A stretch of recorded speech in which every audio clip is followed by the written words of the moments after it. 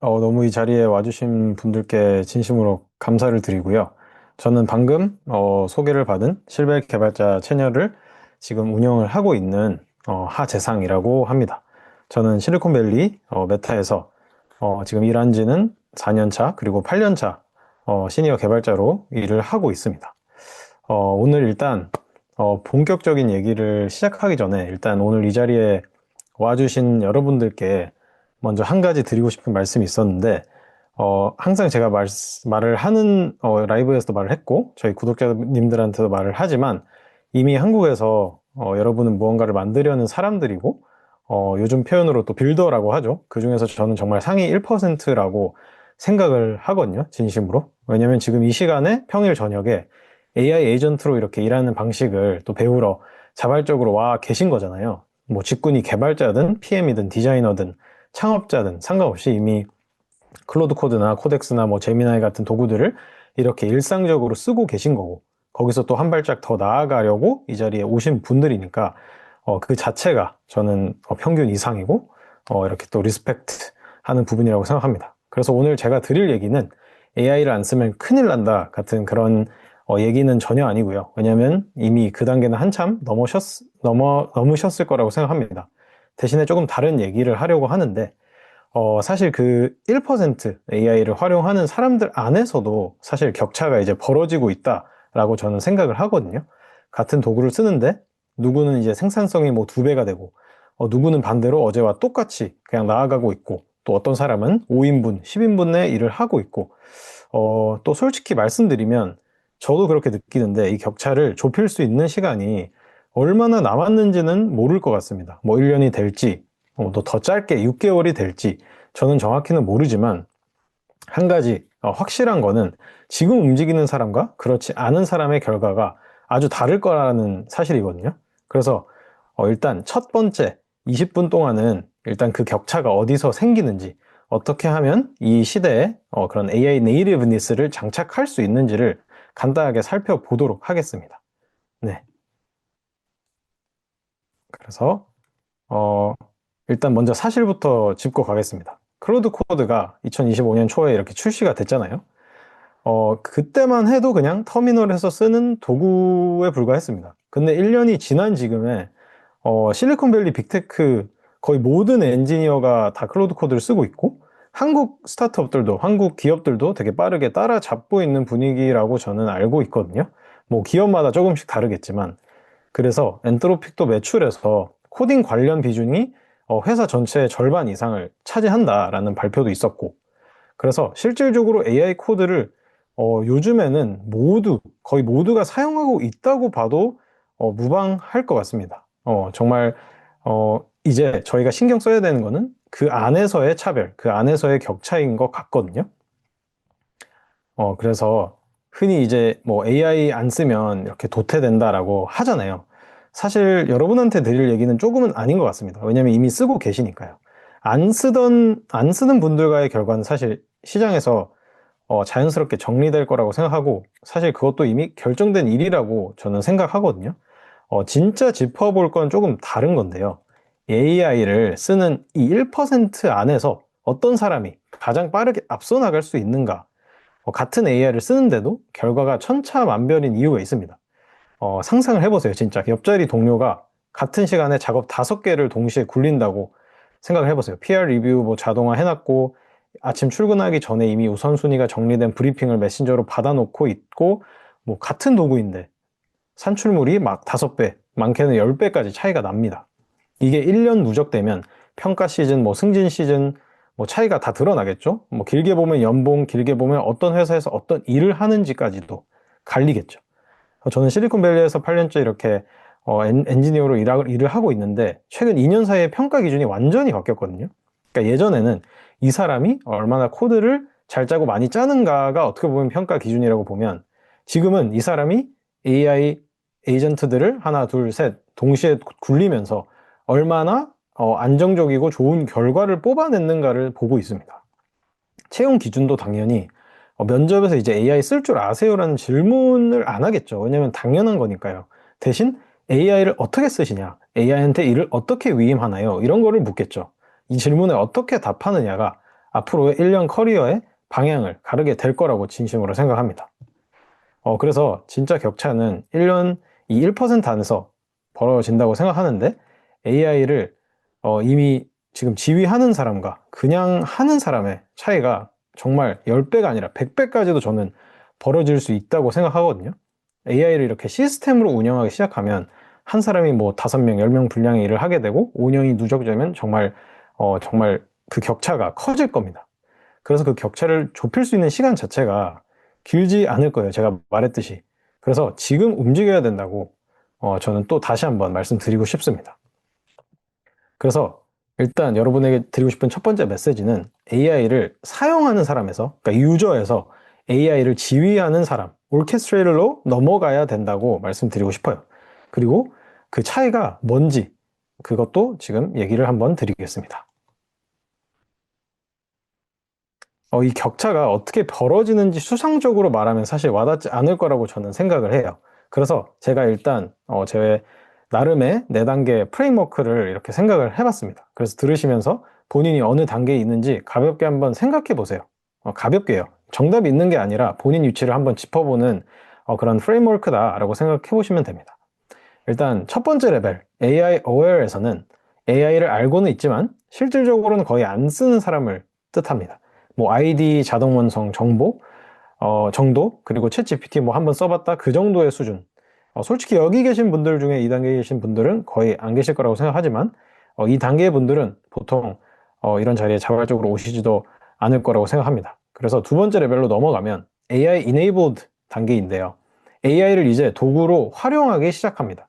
뭐 챗 GPT나 클로드에게 이거를 어떻게 짜냐라고 묻고 답을 받아서 이제 어느 정도의 복사 붙여넣기를 통해서 이렇게 본인이 원하는 결과물을 만들어내겠죠. 혹은 뭐 AI랑 이렇게 한 줄 한 줄 대화하면서 코딩을 하겠죠. 여기서 차이는 본인이 여전히 코드의 주인입니다. 본인이 코더고 AI는 좀 더 보조의 역할을 하고 있어요. 그래서 제가 봤을 때는 한국에서 코드를 만지는 사람 전체로 보면 한 90% 이상이 이 1단계, 2단계에 머물러 있을 거라고 좀 과하게 생각을 하는데 제 생각에는 일단 여기 계신 분들의 뭐 한 70% 정도는 일단 제가 말씀드릴 레벨 3이나 뭐 20% 정도는 또 레벨 4에 있을 거라고도 사실 생각하거든요. 그래서 세 번째 단계에 대해 얘기를 한번 해보겠습니다. AI 맥시멀리스트라고 하는데 여기서부터는 일하는 방식이 완전히 바뀌거든요. 새 작업이 떨어지면 내가 어떻게 짤까라고 생각하지 않습니다. 내가 이거를 어떻게 쪼개서 위임을 할까라고 생각을 합니다. 그러니까 AI한테 한 줄씩 묻지를 않고 작업 단위를 이렇게 통째로 넘기기 시작해요. 그만큼 AI를 신뢰를 한다는 뜻이죠. 이 티켓을 처리해라. 이 버그를 분석해서 PR을 올려봐라. 이런 식으로 말입니다. 그래서 본인은 그 시간에 뭐를 하느냐, 뭐 미팅에 들어가 있거나 다른 작업을 합니다. 그리고 AI가 끝낸 결과물을 나중에 검수를 하죠. AI Enabled와 Maximalist의 차이는 AI 없이는 일이 안 되는 단계에 이른다는 겁니다. AI 레벨 2에서는 사실 AI가 보조라서 빠지면 그냥 본인이 어느 정도 좀 느려질 뿐인데 이제 AI 맥시멀리스트부터는 워크플로우 자체가 AI 능력을 중심으로 이렇게 재설계가 되어 있거든요. 그래서 AI가 빠지면 작동이 안 됩니다. 그러니까 인간 중심에서 이제 AI 중심으로의 전환이 일어난 거고 그게 바로 이 2와 3을 가르는 선이라고 볼 수 있습니다. 그래서 핵심 단어는 위임인데요.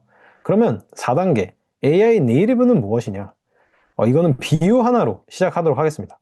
여러분 모국어라는 거 아시죠? 네이티브 랭귀지라고 하는데 한국어가 모국어인 사람은 사실 한국어를 쓰려고 노력하지 않습니다. 그러니까 단어를 의식하지도 않고 문법을 떠올리지도 않고 저도 지금 한국어 말하면서 막 이렇게 얘기해야지 그렇게 생각하지 않거든요. 자연스럽게 네이티브처럼 흘러나옵니다. 영어를 잘하는 한국 사람과 모국어가 영어인 사람의 차이가 진짜 그거거든요. 둘 다 영어를 쓰지만 한쪽은 좀 의식적으로 하고 한쪽은 의식 자체가 없어요. AI 네이티브가 정확히 그겁니다. AI가 일하는 방식이 본인의 사고 흐름과 분리할 수 없게 짜여져 있는 단계거든요. 그러니까 AI 없이 어떻게 일했는지 이제 떠오르지도 않는 상태가 됩니다. 본인의 사고와 의사 결정에 AI가 마치 DNA처럼 녹아 있어요. 뭐 오해하시면 안 되는 게 사실 모든 사람들이 이제 자동화 얘기를 해서 자동화를 해야지 되는 거 아니냐. 뭐 크론잡이나 뭐 훅스나 이런 것들이 사실 눈에 띄긴 하는데 그건 사실 표면적인 거지 본질은 아니거든요. 그러니까 본질은 사실 사고 자체가 AI와 같은 흐름에 들어와 있는 상태입니다. 그래서 자동화는 사실 그 흐름이 안정적으로 굴러가게 하는 받침대일 뿐이거든요. 일단 이 정도로 네 가지의 프레임워크를 얘기를 하고 이제 다시 한번 한 가지만 짚고 넘어가도록 하겠습니다. 그러니까 진짜 격차는 사실 AI aware에서 AI enabled 이런 단계를 뜻하지 않아요. AI enabled에서 맥시멀리스트로 갈 때, 그리고 맥시멀리스트로 네이티브로 갈 때 진짜 그 격차가 벌어지거든요. aware에서 enabled로 가려면 뭐 챗GPT 가입 정도만 하면 됩니다. 근데 enabled에서 맥시멀리스트로 가려면 도구를 더 배우는 게 아니에요. 머릿속에 일하는 방식을 통째로 바꿔야 되거든요. 그리고 맥시멀리스트에서 네이티브로 가려면 자기 코드베이스나 환경 자체를 이렇게 AI 친화적으로 재설계를 하는 프로세스가 필요합니다. 근데 이게 시간이 걸리고 시행착오가 진짜 필요한 작업이에요. 그래서 격차가 벌어지는 거거든요. 그래서 지금부터 이 도약이 제가 말로만 설명하면 조금 와닿지 않을 수 있으니까 한번 제가 예시를 들어서 설명해 보겠습니다. 그래서 예를 들어서 아침 9시 반에 출근해서 그날 해야 할 일이 한 6개 정도 있다고 생각을 하겠습니다. 뭐 새로운 피처 리퀘스트, 버그 수정 리포트, 성능 개선 티켓이랑 미팅이 3개. AI 이네이블드 시절에 저였다면 이렇게 했을 것 같은데 첫 번째 작업을 일단 시작하겠죠. 피처 리퀘스트를 할 겁니다. 클로드 켜놓고 뭐 한 줄 한 줄 짜거나 그렇게 하나 끝나면 이제 두 번째를 시작하거나 뭐 미팅을 가고 미팅을 가게 되면 작업은 완전히 멈추겠죠. 하루에 뭐 잘해야지 한 2개 정도 끝낼 수 있을 것 같습니다. 지금의 저는 어떻게 할까라고 생각을 해보니까 일단 클로드 코드를 3개 정도 띄울 것 같습니다. 워크트리 다 다르게 띄워서 첫 번째한테는 피처 분석하게 하고 계획을 세우게 합니다. 그리고 두 번째한테는 버그 수정을 해서 PR을 올리라고 하고 세 번째 클로드한테는 성능 파일링을 프로파일링을 돌려서 보고서를 작성해서 나한테 알려줘라고 하고 저는 미팅에 들어갈 겁니다. 그래서 10시에 미팅을 들어가서 1시간 동안 AI는 계속 일하고 있어요. 미팅이 끝나고 나오니까 첫 번째 에이전트가 피처 리퀘스트 계획을 다 세워놨죠. 계획을 검토하고 구현해라고 합니다. 두 번째 에이전트는 이미 PR을 올려놨고 리뷰를 했고 멀지를 하거나 뭐 세 번째 에이전트는 또 보니까 뭐 권한이 없어서 막혔다라고 하면 권한을 다시 뭐 달라라고 하는 그런 리퀘스트를 보내서 다음 작업으로 넘어가겠죠. 이미 점심 먹으러 가기 전에 2개가 거의 끝나 있는 거예요. 그리고 같은 시간에 AI enabled 엔지니어는 한 제 작업의 절반 정도 했을 거죠. 그러니까 AI 맥시멀리스트는 사실 시간을 이제 병렬로 쓰기 시작합니다. 사람의 시간은 사실 직렬이거든요. 근데 위임을 하기 시작하면 이제 병렬로 사용할 수 있어요. 한 사람이 동시에 5개를 굴리면 5인분 정도의 산출물이 나온다고 대략적으로 볼 수 있습니다. 대부분 여기서 근데 이 단계를 넘어갈 때 AI를 믿지 못해서 막힙니다. 내가 안 보고 있는 동안 AI가 이상한 짓 하면 어쩌냐, 삭제하면 어쩌냐, 잘못된 패턴을 따라서 서비스 장애가 일어나면 어떻게 하냐, 이런 불안 때문에 옆에서 지켜보게 되고, 그러면 위임이 아니라 그냥 느린 페어 프로그래밍이 돼버리고 말거든요. 그래서 어느 정도 신뢰할 수 있는 그런 검수 루프와 가드레일이 필요한데, 그게 바로 AI 네이티브의 영역으로 자연스럽게 이어집니다. 그러니까 하네스를 이제 잘 설계를 할 줄 알아야 돼요. 그래가지고 이제 뭐 간단하게 얘기를 하자면 이미 AI 네이티브는 그런 의식이 사라진 상태라고 제가 비유를 했는데 의식적으로 뭐 위임을 하거나 그러지 이제 더 이상 안 씁니다. 그러니까 이미 이렇게 AI한테 어느 정도의 자동화가 되어 있고 데일리 브리핑이 들어와 있고 그리고 그 브리핑을 통해서 AI와 판단을 하고 이제 일을 하기 시작하거든요. 그래가지고 일단 제가 자고 있었는데 크론 잡이 돌아서 클로드 코드가 자동 실행이 됐죠. 그리고 캘린더, GitHub, CI 로그 다 분석합니다. 우선순위를 매겨서 메신저로 보내줘요. 제가 지하철을 타고 일을 갈 때 이미 오늘 할 일이 정리가 되어 있습니다. 여기서 진짜 변화는 자동화 자체가 아니라 이게 없는 하루가 이제 어떻게 굴러가는지 떠오르지가 않는 정도가 됐다 이거거든요. 그러니까 이 자동화가 멈춘 날에는 회사 가서 30분을 헤매고 이제 막 내 손으로 이게 어떻게 하지 이렇게 생각이 됩니다. 손에 안 잡힙니다. AI를 사용을 할 수밖에 없어요. 그래서 이제 제가 어느 정도 이렇게 얘기를 했는데 이게 사실 시간이 꽤 오래 걸립니다. 제 얘기를 한번 해볼게요. 제가 클로드 코드를 처음 쓰기 시작한 게 한 2025년 12월이었거든요. 그러니까 실질적인 시간을 보면 한 5개월밖에 안 된 거죠. 처음 한 달에 사실 AI 이네이블드에 머물러 있었다고 저는 생각해요. AI가 쓴 코드를 믿지 못해서 저는 진짜 다 검수를 하고 이게 괜찮은지를 보고, 그래서 그 다음 단계인 뭐 맥스멀리스트로 넘어가는데 한 달쯤 걸렸고, 지금 보여드린 또 AI 네이티브로 넘어가는데도 한 4달 걸려서 뭐 제일 최근에 이 정도의 워크플로우를 셋업하게 됐는데, 그런 시행착오 동안에 제가 깨달은 게 있는데, 꽤 모든 사람이 거의 똑같은 지점에서 막힌다라는 거거든요. 제 옆에 동료들도 보면 그랬고, 그래서 이런 마인드셋 전환에서 막히는 패턴이나 그런 설계에서 막히는 패턴이나 그런 컨텍스트 관리에서 막히는 패턴이나 꽤 비슷하다고 저는 생각했습니다. 그래서 비슷하다는 건 뭐냐? 이미 검증된 패턴들이 있고 길이 있다는 거거든요. 그래서 실리콘밸리에서 그런 AI 네이티브까지 가려고 했던 사람들, 간 사람들이 공통적으로 거친 단계가 있고 자주 막히는 지점이 있고 그걸 뚫는 패턴도 있습니다. 그래서 이걸 알면 6개월이 또 혹은 1년이 걸릴 그런 시행착오를 몇 주에서 뭐 한두 달로 줄일 수 있겠죠. 그러니까 잘못된 길로 돌아가는 시간을 안 쓰게 되거든요. 그래서 앞으로 이제 앞에서 말씀드린 것처럼 저희한테 얼마의 시간이 주어졌는지 모르는 상태에서 이 격차를 좁히려면 최대한 빠르게, 빠른 길로, 좋은 길로 가는 게 합리적이라고 생각합니다. 그래서 제가 이제 실질적으로 이 이후에 40분 동안 다룰 내용은 제가 5개월 동안의 시행착오 끝에 정리한 어느 정도의 그런 AI 네이티브로 가는데 좀 자주 막히는 3가지 지점, 그리고 그거를 뚫을 수 있는 실전 테크닉, 그거를 한번 얘기를 해보려고 합니다. 그래서 3가지를 제가 미리 이렇게 말씀을 드리면, 첫 번째는 일단 AI Ready 코드베이스입니다. 말 그대로 AI가 코드를 잘 짜게 만들어진 코드베이스 구조의 원칙에 대해 얘기를 해볼 겁니다.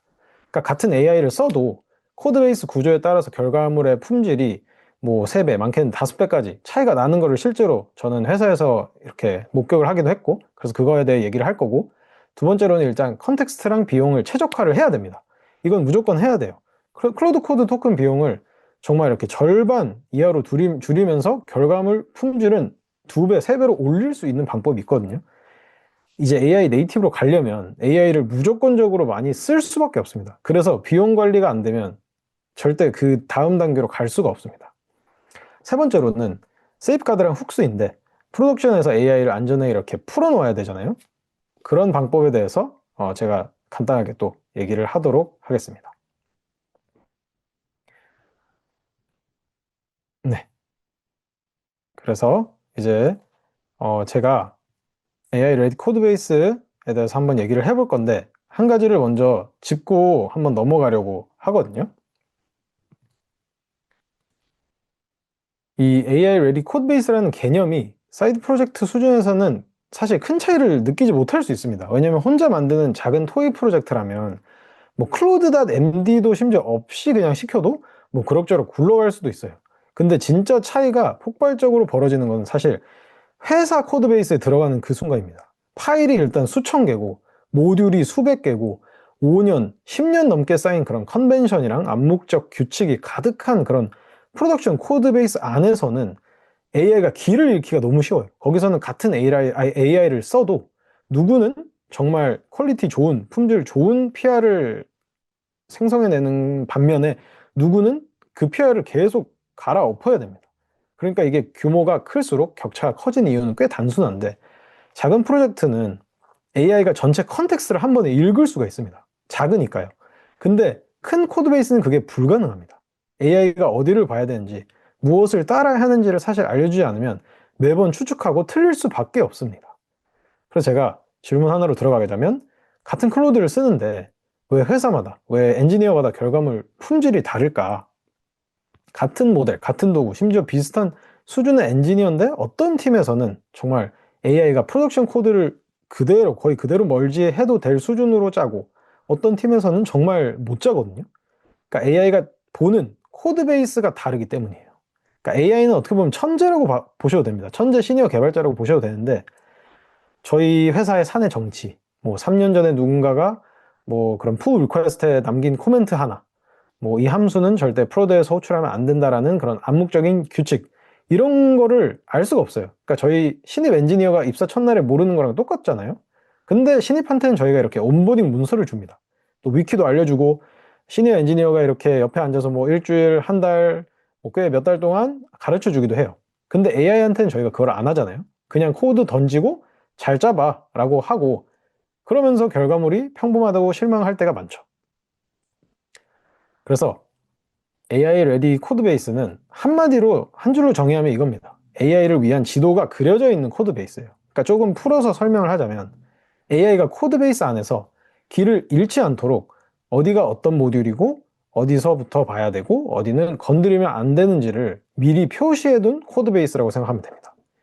인간 신입한테, 저희 신입한테 온보딩 문서와 위키를 주듯이 AI한테도 똑같이 이렇게 지도를 주는 거죠.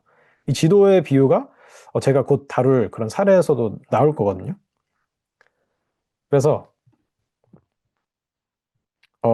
저희 메타에서 메타 엔지니어링 블로그가 따로 있는데 이번 달 초에 이걸 정확히 보여주는 사례가 올라왔어요. 그러니까 이 사례가 사실 저희 팀에 있던 엔지니어 한 2명이서 이거를 만든 거예요. 그리고 저는 저희 팀에 있으니까 그걸 바로 옆에서 보면서 실제로 그 임팩트를 체감을 했겠죠. 그래서 메타가 저희 팀 이제 파이프라인, 데이터 파이프라인이 있는데 그러니까 리포가 한 4개 정도 되고 언어가 3개 정도 되고 파일이 4,100개 정도 됩니다. 근데 거기에 이제 저희 팀이 AI 에이전트를 이렇게 돌리려고 하니까 어떻게 됐을까요? 그러니까 블로그에 이런 표현이 나오는데 AI had no map. 그러니까 AI가 지도 없이 헤매고 있었다. 라는 표현이 엔지니어링 블로그에 그대로 나옵니다. 그래서 구체적인 실패 사례 2개를 제가 그냥 간략하게 예시를 들어서만 설명해 드릴게요. 똑같이 이제 예시를 들 수는 없으니까. 근데 일단 같은 값인데 이름이 다른 경우, 예를 들어서 한 리포에서는 뭐 price라는 필드에 담아서 가격을 보내면 또 어떤 다른 리포의 다른 모듈에서는 똑같은 값인데 amount라는 이름으로 받아요. 근데 저희 엔지니어들은 그거를 암묵적으로 알고 있습니다. 그 둘은 같고, 근데 AI는 사실 코드만 보잖아요. 근데 코드에 그게 같다는 표시가 어디에도 없다고 가정을 해봅시다. 그러면 절대로 AI는 이 코드를 제대로 작성할 수가 없잖아요. 매핑을 잘 못할 수밖에 없습니다. 컴파일은 되고 테스트도 통과할 수가 있는데 프로덕션에 배포하는 순간부터 이제 난리가 납니다. 왜냐면 이 가격이 0으로 나가거나 뭐 단위가 잘못 들어가거나 이제 서비스 장애가 시작하겠죠. 두 번째로는 한 리포에서는 안 쓰지만 다른 리포가 의존하는 값이 있을 수 있어요. 예를 들어서 뭐 요즘 회사들 대부분 뭐 이렇게 마이크로 서비스 구조를 많이 쓸 수도 있는데 뭐 결제, 주문, 뭐 사용자, 알림, 뭐 분석 이렇게 뭐 5개의 리포가 있다고 가정을 하면 예를 들어 이 5개가 공통으로 뭐 API 이넘에 뭐 legacy processing이라는 이넘을 쓰는데 한 리포에는 이게 deprecated라는 커멘트가 있다고 가정을 해봅시다. AI가 아주 똑똑하게 이거 deprecated구나 해가지고 PR을 내고 merge를 합니다. 근데 다른 리포에서는 이거를 사용하고 있는 거예요. 근데 그 알림 서비스의 CI는 돌리지 않았기 때문에 뭐 그 CI가 깨져서 이렇게 서비스 장애가 일어날 수도 있겠죠. AI가 이걸 못 잡기 때문에 그 결제 리포지터리의 컨텍스트만 있기 때문에 다른 리포지터리에 그걸 검색할 컨텍스트가 안 돼서 그런 겁니다. 네. 이게 바로 어느 정도의 그런 암묵적 지식 때문에 그러거든요. 그래서 저희 팀이 이걸 어떻게 풀었냐면 거대한 위키나 그런 거를 만들지 않았어요. 왜냐면 그것도 똑같이 컨텍스트 윈도우를 터지게 할 거니까 대신에 모듈마다 작은 쿼달.md 파일들을 만들었습니다. 그래서 그걸 한번 보여드리겠습니다. 그래서 이 모듈마다 클로드.md마다 저희는 5개의 질문에 답을 했는데 일단 이 모듈이 무엇을 하는가, what의 질문에 답을 했고 일반적인 수정을 어떻게 하는가, how에 대한 답을 했고 이 세 번째가 사실 되게 중요한 패턴인데 그 절대 하면 안 되는 것들을 무조건 명시를 해주는 게 그 AI의 효율을 높이는데 아주 큰 작용을 한다는 걸 저는 이번에 깨달았습니다. 그러니까 AI가 잘못 갈 수 있는 길을 아예 차단해 버려야 돼요. 그러니까 이거를 이제 영어로 뭐 non-obvious 패턴이라고 하는데 말 그대로 obvious 하지 않으니까 AI가 그 길로 계속 빠지려고 하는 거거든요. 그래서 이런 패턴들을 클로드.md에 몇 줄이라도 적어 놓으면 퀄리티가 기하급수적으로 상승하는 걸 저는 볼 수 있었습니다. 그리고 나머지는 이제 뭐 그런 다른 모듈과의 의존성, 어떻게 보면 내비게이션이죠. 맵 같은 건데 그걸 의존성을 또 적어줬고 이제 그런 암묵적인 그런 지식도 한번 적어줬습니다. 정말 간단하게 각 파일을 25줄에서 많으면 35줄밖에 안 되는 그 파일들을 총 59개, 그러니까 59개의 파일을 만들었어요. 근데 그거를 토큰으로 치면 한 1000개 정도밖에 안 돼요. 그러니까 이 1밀리언 컨텍스트의 한 0.1% 정도 되는 거라고 볼 수 있지 않나요? 그래서 아주 작은 차이를 만들었는데 결과가 아주 드라마틱했습니다. AI가 원래는 5%의 코드베이스밖에 볼 수가 없었어요. 왜냐면 컨텍스트가 한정돼 있으니까. 근데 이렇게 클로드 RMD 59개를 만들고 이 맵을 주니까 AI가 코드베이스 전체를 스캔할 수 있는 능력을 가지게 된 거예요.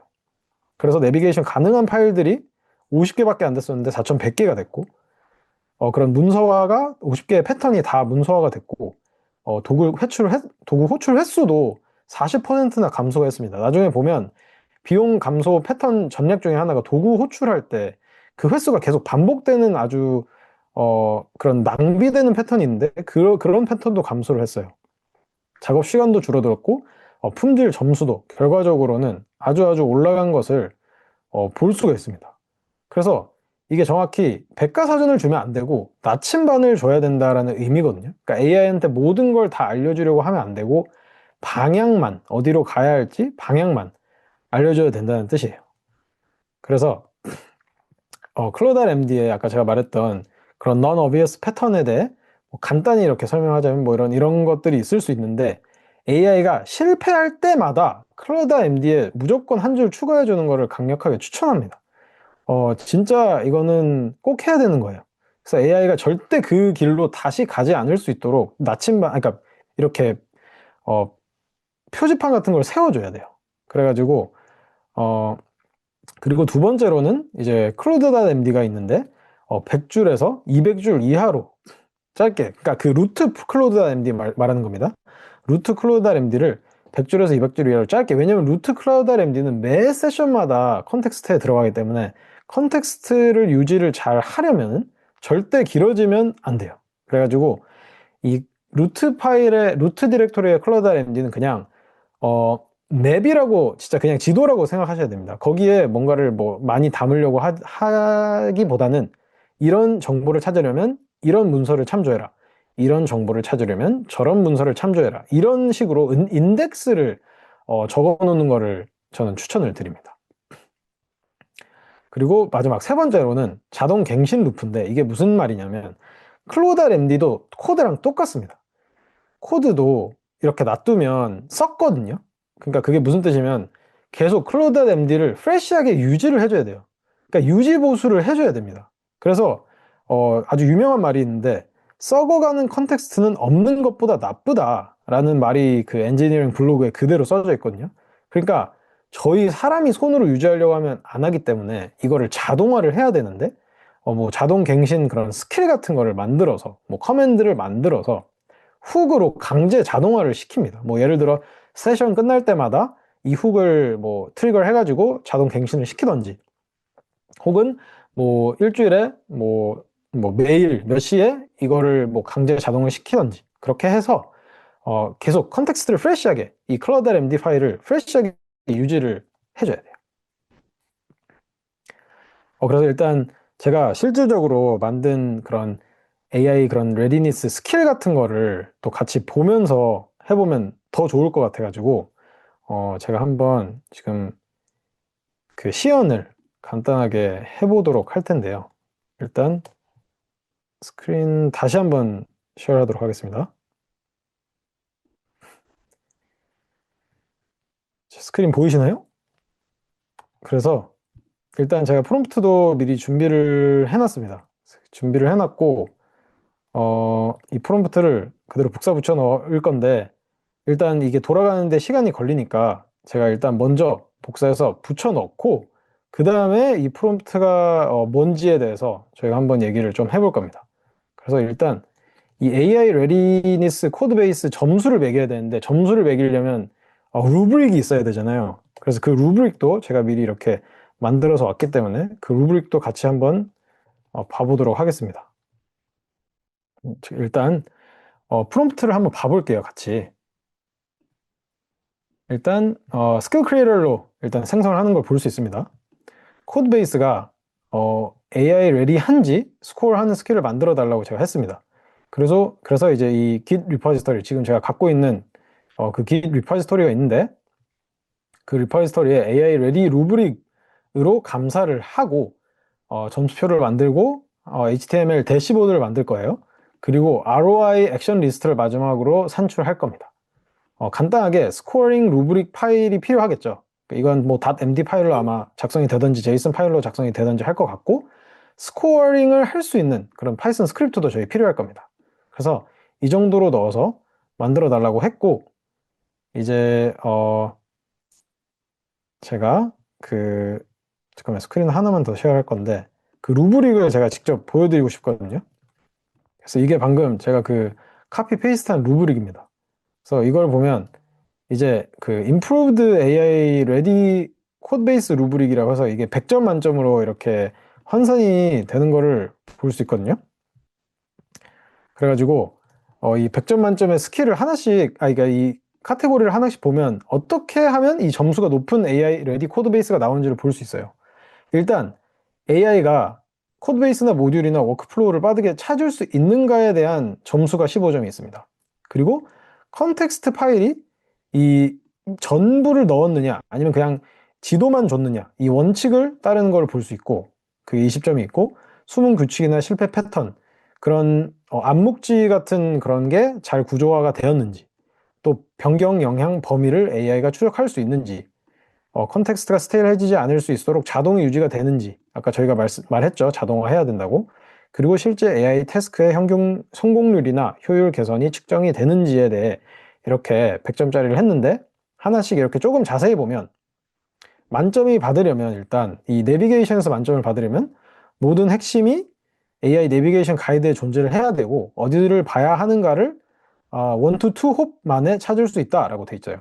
0점을 보면 AI가 리포를 직접 grab search 하면서 구조를 추측해야 되는, 보통 저희가 다 그러죠. 저희가 보통 grab이랑 search를 하면서 AI가 리포를 직접 이렇게 추측을 하죠. 그러니까 이게 아주 안 좋은 패턴이에요. 두 번째를 보면 뭐 컨텍스트 더큐먼트 퀄리티라고 해가지고 뭐 얼마나 간결한지, 25줄에서 35줄 혹은 1000토큰 내외여야 되고, 이게 뭐 4점, 그리고 카피 페이스트한 명령어나 그런 사용 시점이 포함이 되어 있는지, 이것도 4점, 그리고 이렇게 뭐 실패를 유발하는 룰이나 관련 모듈이나 연결할 수 있는지, 그리고 이게 뭐 암묵지 이제 그런 널리지에 대한 건데, 뭐 시니어 엔지니어 슬랙 뭐 PR에만 지식 존재한다면 0점이죠. 그러니까 AI가 아무것도 이거를 할 수 없기 때문에, AI가 모르는 거는 그냥 컨텍스트에 없는 거라고 봐도 무방하잖아요. 그래서 이게 만점을 받으려면 식별된 그런 암묵지 널리지가 대부분이 여기에 다 반영이 돼 있다. 그리고 크로스 모듈 디펜던시랑 뭐 데이터 플로우 매핑, 뭐 변경 영향 범위를 저희가 수동으로 해야 되면 0점이겠죠. 그리고 이런 그래프나 인덱스나 맵으로 답이 가능하면, 이런 크로스 리포, 크로스 서비스, 그런 거에 대해 데이터 플로우가 어떻게 전파되는지 추적이 가능하면 이렇게 15점 만점을 주는 거를 볼 수 있습니다. 그리고 또 베리피케이션 퀄리티 게이츠 이런 거를 보면 뭐 파일 패스, 뭐 API, 그런 커맨드 할루시네이션이 뭐 몇 건이냐, 그런 거에 대해서도 이렇게 뭐 점수를 매기는 거를 또 볼 수 있고, 그리고 뭐 프레시니스, 아까 제가 말했죠, 계속 이렇게 프레시하게 클라우드 MD랑 그런 컨텍스트를 유지를 해줘야 된다. 그게 AI 레디 코드베이스에 10점을 담당을 하고 있는데, 컨텍스트가 수동 관리되며 스테일하다, 스테일 여부 불분명하다, 그러면 0점인데, 주기적으로 이런 밸리데이션이 일어나고 디텍션이 일어난다, 그리고 리페어이 실행이 된다, 그러면 이제 만점을 받은 거를 볼 수 있습니다. 그리고 뭐 마지막으로 에이전트 퍼포먼스 아웃컴 해가지고 뭐 성능 측정 개선이 있으면 뭐 5점, 없으면 뭐 0점, 이렇게 해가지고 뭐 이런 예시 매트릭, 그리고 파이널 그레이드 해서 이제 거의 이제 90점에서 100점이 AI 뭐 에이전틱 레디 해가지고 에이전트가 대부분의 반복 작업을 자율 수행할 수 있고, 컨텍스트 레이어도 셀프 메인테이닝 할 수 있는 상태다라고 이렇게 돼 있네요. 그래서 일단 이 정도로 프롬프트랑 루브릭을 제가 이렇게 빠르게 고오버를 해봤고, 지금 제 생각에 아직도 커맨드가 돌아가고 있는 상태인 것 같거든요. 그래가지고 그 사이에 한번 Q&A를 받아볼까 하는데, 어, 혹시 Q&A 한 두 개 정도만 받아볼까요? 이게 스킬이 만들어지는 시간이 있으니까 한 두 개 정도 받아보도록 하겠습니다. 일단 맨 마지막 일단 일단 DLSQHR 이분이 한 거를 한번 제가 지금 스크린 쉐어를 해서 봐보도록 하겠습니다. 어, 어, 일단 강의가 순차 공개로 5월 말. 잠깐만 이게 잘 안 보이네요. 이 강의가 순차 공개로 5월 말, 6월, 7월 이렇게 돼 있던데 분야 특성상 강의 업데이트 어, 그 이후에 내용이 나왔고 또 이 강의에 뭐 그런 반응이 좋았다면 사실 충분히 또 업데이트를 할 생각도 있습니다. 네. 그래서 업데이트를 할 생각이 있고 개인 하네스를 만들 때 클로드와 코덱스 중 한 개의 AI에 의존하지 않게 하려고 하고 있는데 이게 클로드 서버가 다운되는 그런 걸 고려해서 아예 클로드로 돌리는 전체를 코덱스로 할 수 있게 해야 되는지 아니면 워크플레이에서 클로드와 코덱스를 섞어 사용하는지 궁금합니다.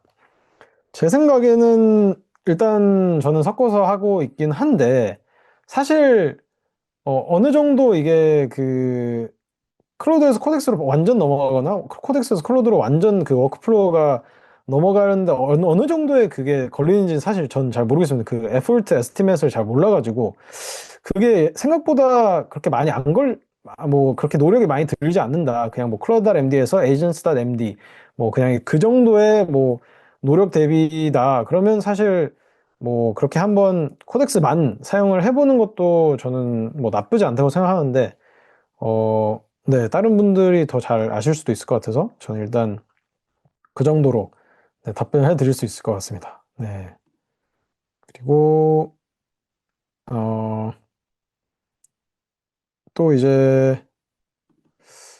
또 이제 얘기를 보면 클로드.md에서 AI가 실수를 하지 않도록 안티 패턴 추가해 나간다면 안티 패턴을 이제 다른 파일로 분리를 해줘도 되거든요. 그래가지고 계속 이렇게 좀 참조를 해야 됩니다. 그러니까 레이지 로딩이나 프로그레시브 그거 디스클로저이라고 하는데 클로드.md의 모든 내용을 다 하나에 담으려고 단일 문서에 담으려고 하지 말고 방금 제가 했던 것처럼 모듈별로 일단 클로드.md를 다 구별을 해놓으면 클로드.md 하나에 담기는 내용이 확연히 줄어들거든요. 그렇게 해주고 또 클로드.md에서도 다른 파일을 또 생성을 해서 다른 문서를 예를 들어 뭐 디자인에 대한 내용이 있다 그럼 디자인.md를 생성을 한다든지 뭐 안티 패턴에 대한 거다 하면 안티 패턴.md 이런 거를 생성을 해서 최대한 이 클로드.md에 있는 그런 100라인, 200라인을 줄여놓고 클로드.md가 그 패턴을 필요로 할 때 알아서 찾아서 이제 시스템 프롬프트 컨텍스트에 주입을 하기 때문에 그렇게 좀 레이지 로딩을 하는 거를 추천을 드립니다. 일단 제가 이 시간상 이 스킬을 계속 이렇게 이 스킬이 만들어지는 데는 사실 시간이 좀 오래 걸릴 것 같아요. 그래서 제가 스킬을 이렇게 미리 만들어 놓긴 했거든요. 그리고 스킬을 미리 만들어 놓기도 했고 그 스킬을 또 제가 사용을 해서 제 코드 베이스에 한번 이렇게 넣어 보기도 했어요. 그래가지고 실질적으로 이제 라이브로 스킬 시연은 뭐 조금 못 보여드렸지만 일단 제가 다시 스크린을 쉐어를 해서 그 제가 스킬을 사용한 거를 한번 보여드리겠습니다. 그래서 똑같은 프롬프트로 이거 만든 스킬이거든요. 그래가지고 뭐 예를 들어 이렇게 AI 준비도 지도라고 해서 이렇게 점수 측정이 돼 있는 걸 볼 수 있고 일단 32점 되게 낮게 나왔네요. 그리고 AI 탐색 커버리지, 뭐 컨텍스트 문서 품질, 그래서 A부터 G까지 이렇게 카테고리별로 점수가 매겨져 있는 거를 볼 수 있거든요. 그리고 이렇게 구조 지도라고 해서 저는 클로드.md를 루트에 하나 두고 그런 웹 사이드에 하나 두고 API에 또 하나 두고 이렇게 데이터베이스 사이드에 또 하나 두고 이렇게 해서 한 4개 정도로 운영을 하고 있어요. 그래서 그거를 이렇게 지도로 표현을 해서 어떻게 클로드.md가 다른 파일이랑 다른 서비스랑 다른 모듈을 참조를 하고 있는지 그거에 대한 구조 지도가 이렇게 나와 있는 거를 볼 수가 있습니다. 그리고 이제 뭐 강점이나 최우선 ROI 액션 해가지고 이런 거를 즉시 수정을 해서 하면 이제 뭐 점수가 올라갈 것이다 라고 하는 거를 볼 수가 있습니다. 네. 그래서 일단 AI 레디 코드베이스는 이 정도로 한번 하고 다음 섹션으로 한번 넘어가 보도록 하겠습니다. 네. 다음 섹션이 어떻게 보면 사실 AI 레디 코드베이스랑 되게 좀 비슷한 내용이거든요. 그러니까 AI 레디 코드베이스도 결국 컨텍스트랑 비용을 최적화하기 위해 있는 테크닉 중에 사실 하나인 거거든요. 그래서 이번에도 먼저 좀 스케일 얘기로 시작을 할 텐데 사실 비용적인 측면은 사이드 프로젝트에서는 진짜 별 문제가 안 됩니다. 예를 들어서 뭐 한 달에 저희 뭐 클로드 써봤자 뭐 20불, 뭐 100불, 200불 그 정도면 끝이잖아요. 근데 이제 회사로 들어가는 순간 그 스케일이 달라요. 이야기가 완전히 달라지거든요. 그래서 메타 내부 추정으로는 이제 잘못된 패턴들이랑 컨텍스트 비효율을 이렇게 정리를 한번 해봤는데 연간 한 400억 수준의 토큰 비용을, 그러니까 400억이에요. 한국 한화로 400억 수준의 토큰 비용을 아낄 수 있다는 분석이 나왔어요. 그러니까 어마어마한 비용을 아낄 수 있는 거예요. 그러니까 한 회사에서요. 그러니까 엔지니어 수만 명이 이렇게 매일 AI를 비효율적으로 돌리다 보면 그 비용이 정말 기하급수적으로 정말 몇백억 단위까지 가는 거를 볼 수 있거든요. 그리고 제가 봤을 때는 한국 기업들도 이 문제를 이미 마주하고 있는 기업도 있을 거고 곧 이 문제를 마주할 겁니다. 분명히 마주할 거고 왜냐면 작년까지는 뭐 AI 좀 써보자, AI 많이 써보자 했는데 이제 올해부터 그 비용을 체감하기 시작할 거예요. 그래서 저희 회사도 올해부터는 이제 어떻게 더 효율적으로 AI를 사용할 수 있는지를 더 연구를 하기 시작했거든요. 그래서 이 AI 네이티브로 가려면 무조건 부딪히는 벽이 바로 이 비용의 벽입니다. 그래서 AI를 이제 많이 쓰기 시작하면 토큰 사용량이 늘고 그렇게 토큰 사용량이 늘면 이제 비용이 늘겠죠. 비용은 컨텍스트의 함수라고 보면 되는데 AI한테 보내는 토큰이 많을수록 비싸집니다. 그리고 반대로 또 받는 토큰, 그러니까 아웃풋이라고 하죠. 저희한테 말해주는 그런 아웃풋들이 많을수록 또 더 비싸져요. 그러니까 컨텍스트를 잘 다루는 게 곧 비용을 잘 다루는 거거든요. 더 중요한 사실이 있는데 컨텍스트가 이렇게 깨끗할수록 결과 품질도 올라갑니다. 아까 저희가 봤죠? AI Ready 코드베이스에서 봤듯이 이 비용 최적화는 그러니까 단순히 그냥 비용을 줄이고 돈을 줄인다 이런 단순히 절감이 아니라 품질에 최적화하기도 해서 동전의 그런 양면, 그러니까 일석이조 같은 효과를 갖고 있습니다.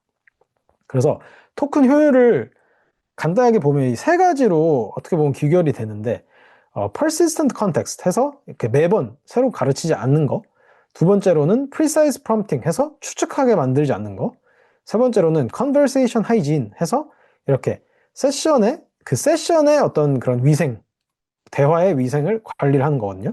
그래서 한번 보겠습니다. 일단 가장 흔한 실수가 컨텍스트가 무엇이 됩니다. 예를 들어서 뭐 100K 정도면 사실 컨텍스트의 한 10%? 1밀리언 컨텍스트의 한 10%잖아요. 근데 그게 20턴 이상 계속 지속된다고 생각해보면 그게 컴파운드가 되거든요. 그러니까 세션 전 세션 전 컨텍스트가 계속 늘어나는 것일 뿐이지 절대 컨텍스트가 줄어들진 않아요. 그렇기 때문에 이게 사실 비용이 늘어나고 비효율적으로 사용하는데 가장 흔한 패턴이에요. 그러니까 저희가 한 세션에서 되게 많은 걸 하려고 하거든요. 뭐 결제 페이지 만들어 보고 그 김에 또 어텐티케이션도 한번 고쳐보고 뭐 성능 개선도 한번 해보고 이런 식으로 작업 하나가 끝나도 세션을 끝내지가 않아요. 그러면 컨텍스트가 이렇게 100K, 뭐 150K 그리고 200K까지 이렇게 계속 부풉니다. 그래가지고 이런 패턴 하나만 의식적으로 막아도 진짜 비용이 되게 기하급수적으로 많이 주는 걸 볼 수 있는데 일단 가장 진짜 간단하고도 노후 이렇게 할 수 있는 거 저희가 당장 할 수 있는 게 이렇게 컨텍스트를 활용하는 거거든요.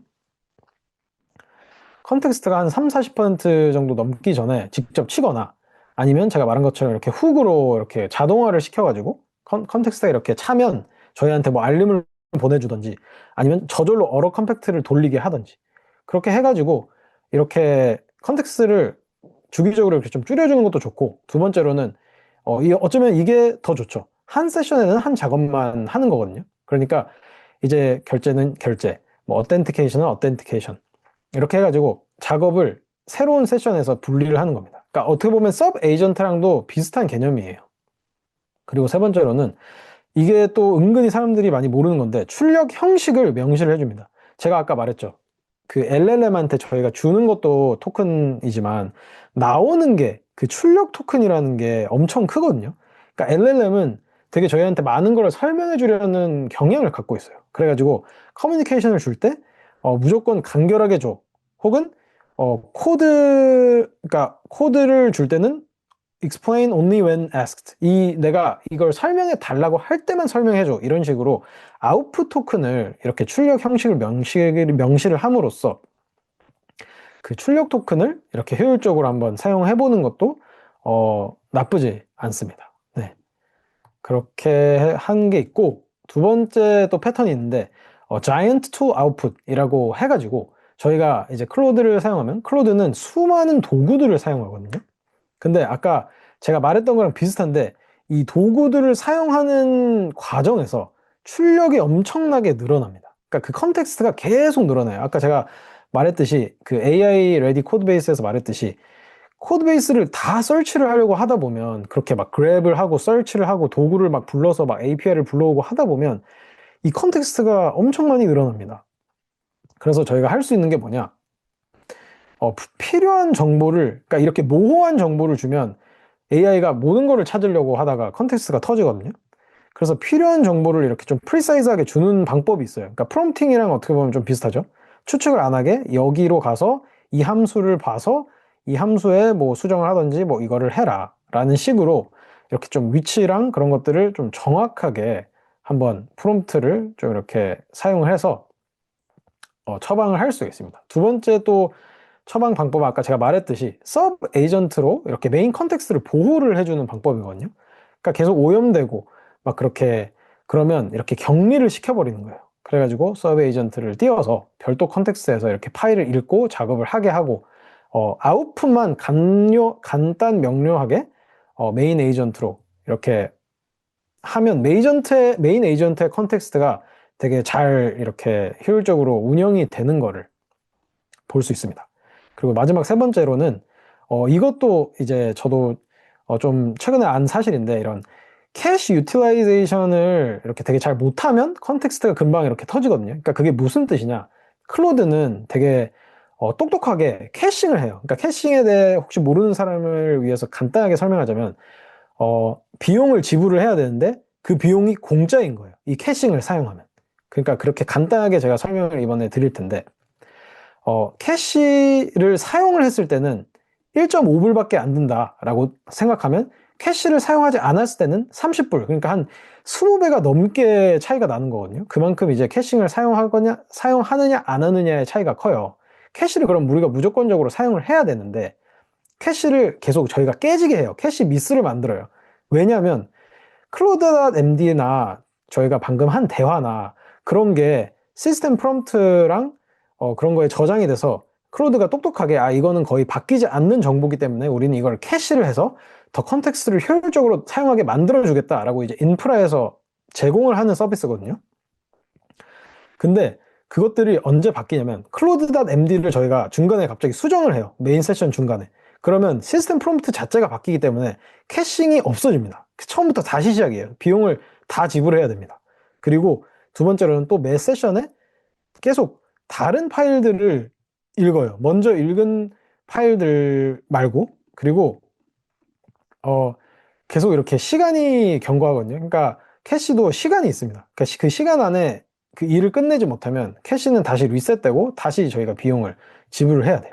그래가지고 간단하게 이 캐싱 전략을 좀 하려면 클로드.md는 절대 중간에 바꾸지 않는 것을 추천을 드립니다. 세션이 끝나고 나서 클로드.md 예를 들어 이런 아까 말했던 안티 패턴 같은 것들은 중간에 애드하지 말고 클로드.md 세션 끝나고 애드를 하는 게 무조건 좋습니다. 네, 그렇게 해서 여러 가지의 또 패턴이 여러 가지의 또 그런 솔루션이 있는데 이거는 일단 이 정도로 시간 관계상 일단 이 정도로 하도록 하고 그럼 이거를 원칙은 알았는데 어떻게 이거를 우리가 팀에 어떻게 내 워크플로우에 도입을 하느냐 간단합니다.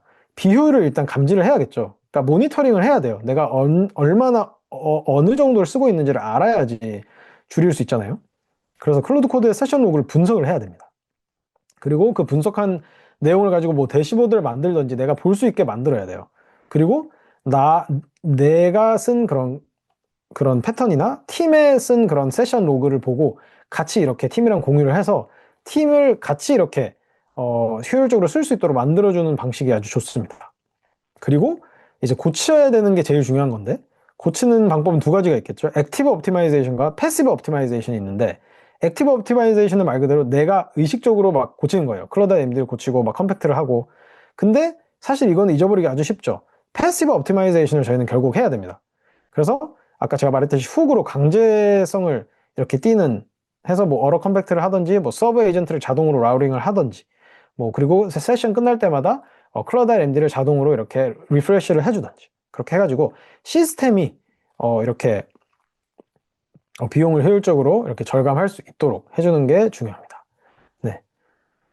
그래서 시간이 벌써 꽤 됐는데 제가 이것도 스킬을 만들어서 실질적으로 제 클로드 대화 세션 로그를 분석을 해서 가장 많이 쓰이는 패턴이 무엇인지 일단 저는 패턴 5개 정도로 나눴습니다. 그리고 이 패턴 중에 가장 많이 낭비되는 패턴이 무엇인지랑 그런 ROI가 높은 거랑 픽스를 어떻게 해야 되는지 그런 것들을 한번 제가 다뤄봤거든요. 그래서 그거를 제가 한번 원래 이것도 시연을 보여드리고 싶었는데 지금 시간상 스킬을 만들고 시연을 보여드리는 데는 시간이 좀 너무 많이 갈 것 같아서 일단 클로드 코드 5대 뭐 비효율 패턴 리포트라고 해서 이렇게 대시보드를 제가 만들었는데 이것도 스킬을 사용해서 만들었고 이 스킬을 오늘 사용한 거는 제가 다 그 깃허브 리포, 이 장표랑 이런 것들은 다 제가 이 라이브 끝나고 또 이렇게 전달을 할 수 있도록 그 카톡방에 라이브 카톡방에 전달을 할 수 있도록 할 테니까 그걸 보고 또 써보시고 싶은 분들은 써보셔도 될 것 같습니다. 해서 누적 낭비가 327불이고 뭐 최대 단일 패턴에서 뭐 171불 했는데 캐시 활용이 아주 저조했다라고 하고 그래서 컨텍스트가 부풀리는 게 꽤 높고 그리고 캐시 활용이 저조한 게 꽤 높다 이렇게 해서 한 2개 정도의 패턴이 꽤 많이 검출이 됐고 그렇게 해서 이렇게 또 설명도 해줍니다. 그리고 세션 아이디도 알려주고 이런 근거 같은 것도 알려줘요. 그래가지고 꽤 클로다 램디를 중간에 자주 바꾸는 그런 습관이 있고 서브 에이전트도 너무 과하게 호출하는 또 성향이 있고 그리고 그래서 이제 즉시 변경할 단일 변경해서 클로다 램디에 뭐 그런 그 어로 컴팩트 룰을 추가해라. 그리고 프롬프트 그러니까 예를 들어 클로드 MD나 그런 것들을 바꾸지 마라 이렇게 해서 어느 정도의 그런 옵티마이제이션 그런 테크닉 그런 레커멘데이션을 주는 거를 볼 수 있습니다. 그래서 이제 마지막 섹션인데 훅 세이프카드랑 훅 이거는 빠르게 한번 훑고 한번 넘어가 보도록 하겠습니다.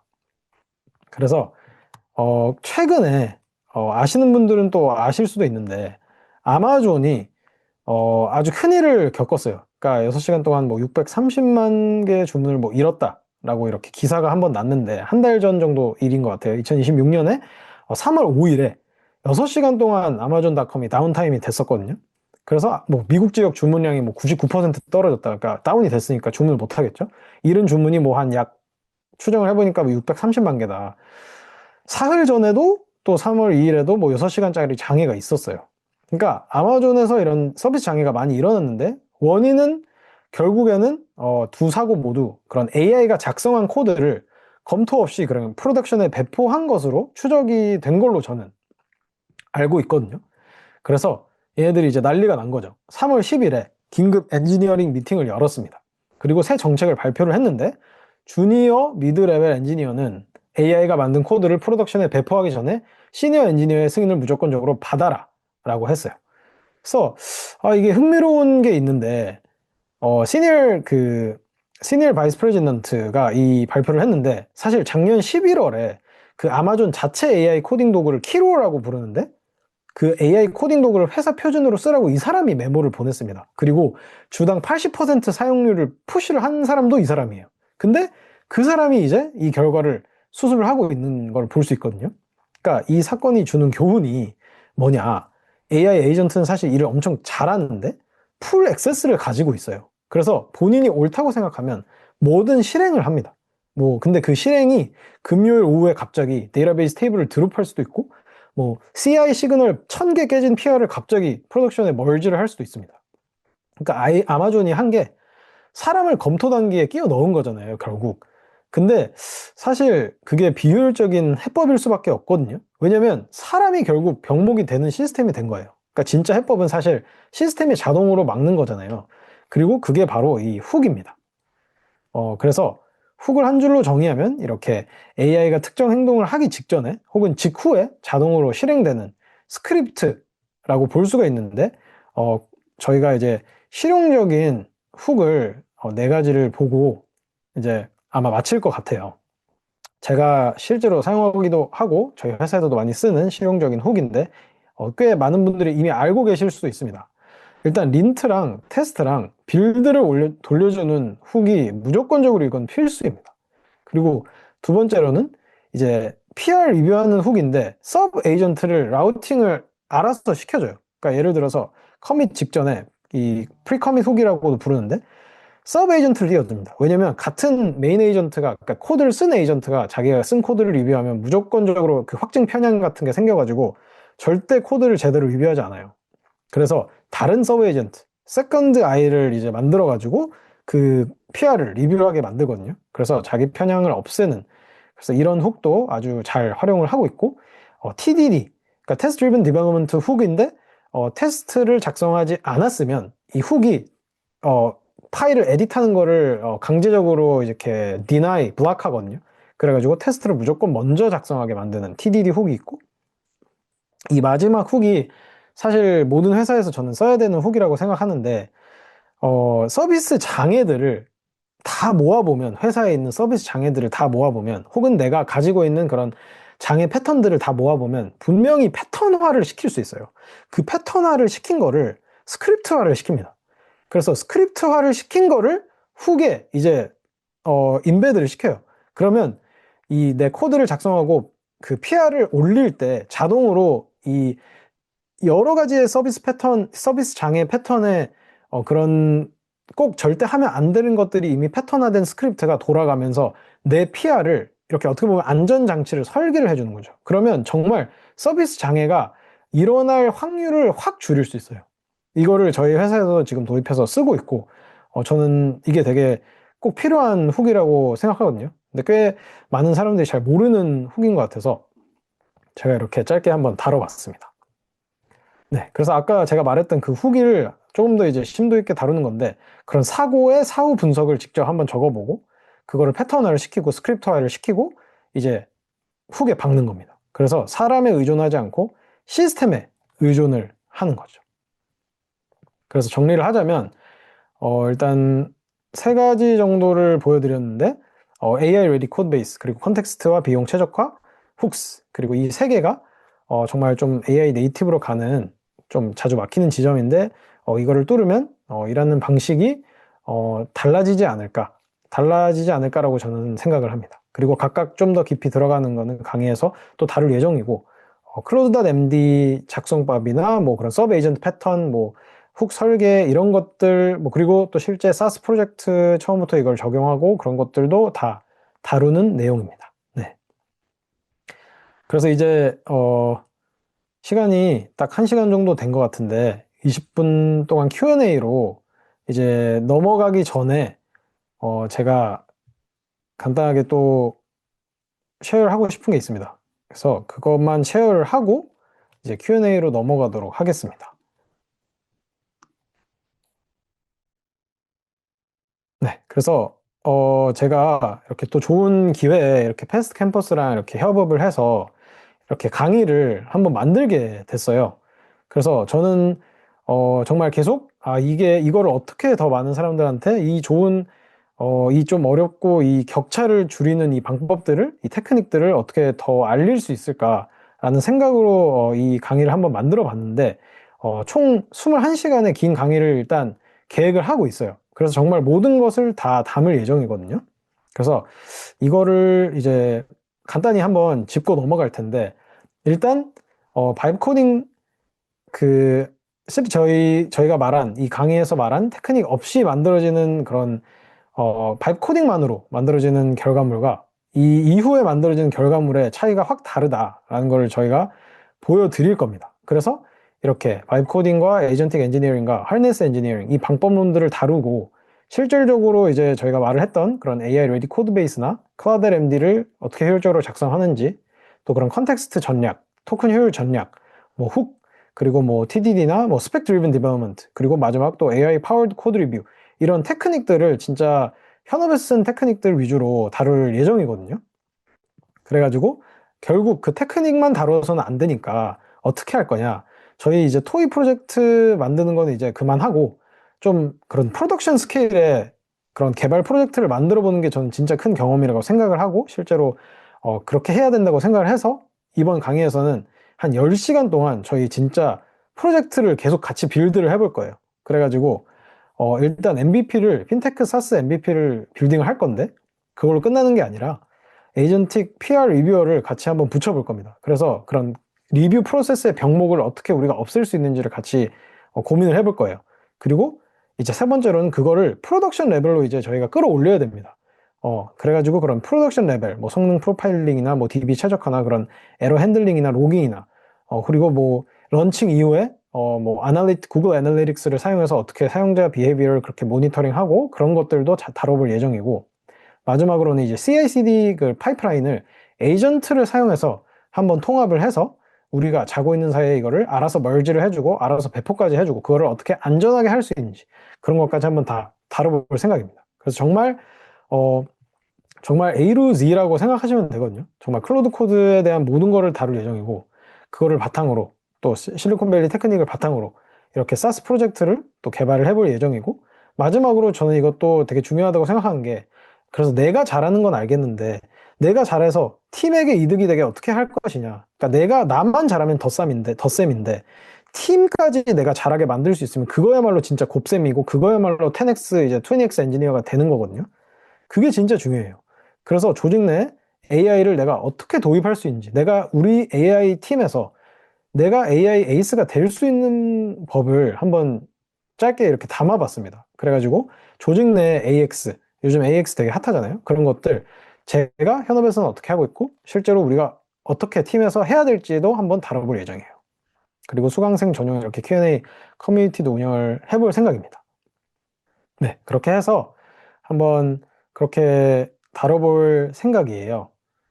네, 그리고 제가 정말 혼을 쏟아부어서 네, 만들 강의이기 때문에 또 첫 강의이기도 해서 정말 열심히 만들어 볼 거기 때문에 네, 정말 실망하지 않을 거라고 진짜 단언할 수 있습니다.